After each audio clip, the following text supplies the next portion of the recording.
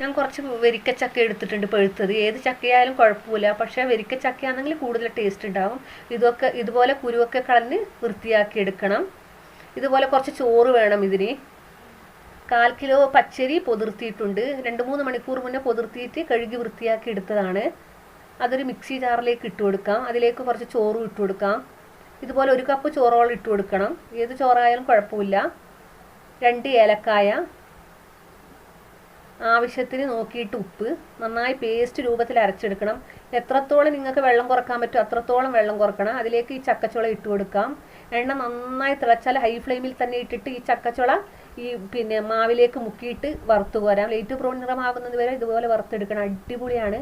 മൈദയിൽ ചക്ക മുക്കി പൊരിച്ചതിനേക്കാളും ടേസ്റ്റ് കൂടുതലാണ്. നിങ്ങളൊന്ന് ട്രൈ ചെയ്ത് നോക്കണം. ഇഷ്ടപ്പെട്ടാൽ മാത്രം സബ്സ്ക്രൈബ് ചെയ്താൽ മതി. ട്രൈ ചെയ്യാത്തവരാണെങ്കിൽ ഉറപ്പായും ട്രൈ ചെയ്യണം. നല്ല ടേസ്റ്റിയാണ്. എല്ലാവർക്കും ഒരുപോലെ ഇഷ്ടപ്പെടും. Thank you.